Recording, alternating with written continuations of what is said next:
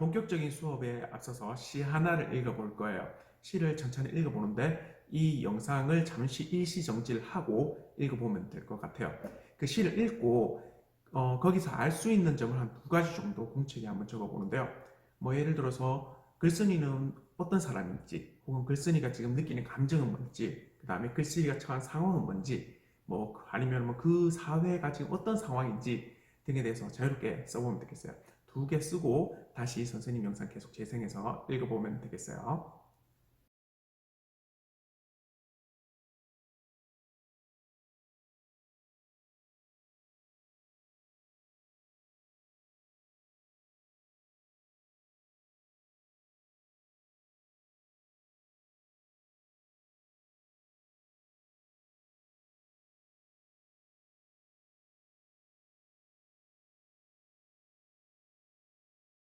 책에 다들 적어봤나요?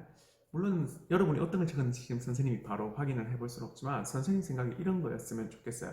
예를 들어서 글쓴이는 초등학생이다. 그리고 글쓴이는 지금 매우 슬퍼하는 상태다. 그 다음에 그 사회가 지금 매우 혼란스럽다. 어떤 사람들이 사회의 어떤 문제 때문에 희생되었다. 그리고 지금 글쓴이는 그 희생을 뒤따르려 한다. 등 이런 거였으면 좋겠는데요. 그런 걸 많이 썼으면 좋겠는데 그렇게 썼었나요?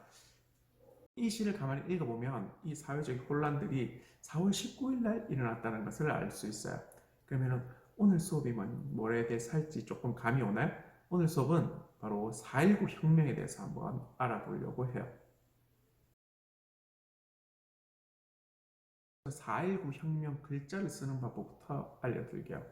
선생님 6학년쯤 됐는데 글자를 못 쓰는 사람이 있을까요? 라고 생각할지도 모르겠지만 이런 민주화 운동과 관련된 요 글자는 이렇게 특별하게 쓰는 방법이 있어요. 잘 보세요. 이렇게 4.19라고 쓰는 거예요. 4.19 혁명이에요. 근데 읽을 때는 4.19 아니에요. 그냥 4.19 혁명이라고 읽으면 돼요.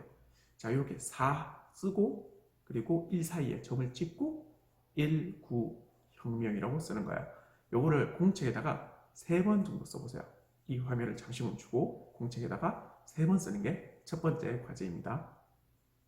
본격적으로 4.19 혁명에 대해서 살펴볼까요? 여기 사진에 나오는 분은 이승만 대통령이십니다.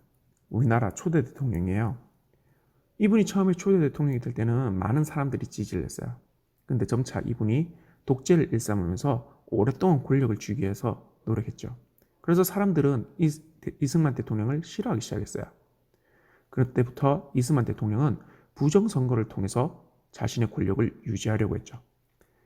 부정선거는 원래 우리가 생각하는 그 선거, 그러니까 우리가 투표하고 그로 인해서 사람들이 당선되고, 이것이 아니라 돈을 쓰거나 아니면 협박을 하거나 아니면 갖가지 방법으로, 잘못된 방법으로 말이죠. 잘못된 방법으로 자신들이 당선되게 만드는 걸 말해요. 이승만과 그를 지지하는 자유당 사람들, 이 사람들 이승만 정권이라고 부르는데요. 이 이승만 정권이 부정선거를 하려고 하자, 부정선거를 하기 전에 부정선거를 하려는 기미를 보이자 우리 대구의 고등학생들이 이 부정선거를 막기 위해서 민주화 운동을 벌입니다. 이것이 바로 228 민주운동입니다. 사진처럼 말이죠.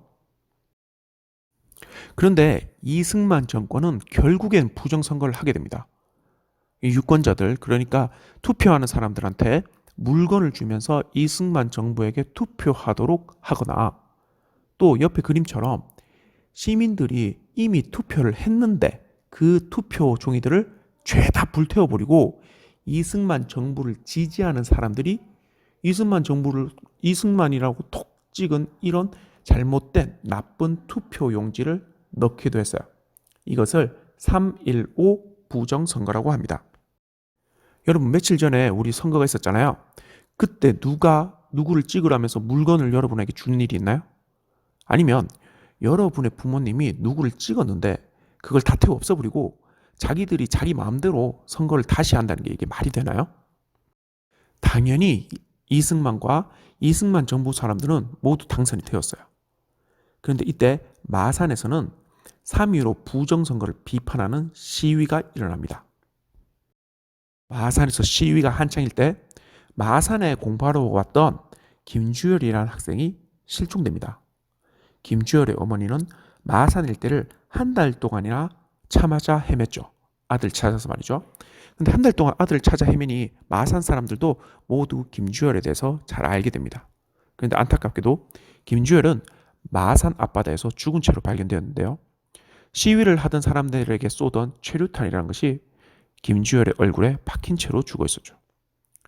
조사해 보니까 경찰들이 시위대를 상대로 최루탄을 쐈고, 근데 그 최루탄이 김주열을 죽게 만들었던 거죠. 경찰은 김주열의 시신을 몰래 바다에 버렸던 겁니다. 마산에 떠서 있었던 시위는 이 일을 계기로 전국으로 퍼졌어요. 원래는 부정선거를 비판하는 시위였는데요. 이것이 발전해서 대통령이 물러나라는, 즉 대통령 하야 시위로 바뀌게 되었어요. 4월 19일 전국의 수많은 시민들과 학생들이 시위에 참가했죠. 그러나 이승만 정부는 사람들에게 총을 들이댔고 많은 희생자들이 있었어요. 이때는 초등학생조차도 시위에 나섰는데 아까 본 그 시는 이 상황을 나타내는 겁니다. 이를 4.19 혁명이라고 부릅니다. 시위가 드세지고 대학 교수 등 사회 지도층들이 학생들을 지지하고 정부에 항의하자 이승만은 대통령 자리에서 물러날 수밖에 없었습니다. 시위를 하다 보면 사회가 혼란해질 수 있는데요. 이승만 대통령이 물러나고 나서 사람들은 스스로 질서를 지키면서 사회 혼란을 바로잡으려고 노력했습니다. 선생님이 설명한 이 내용에 대해서 관련된 영상을 하나 보고 오겠습니다. 이 영상을 잘 들어주세요. 왜냐하면 이거 끝나고 나면 바로 과제가 나갈 거거든요.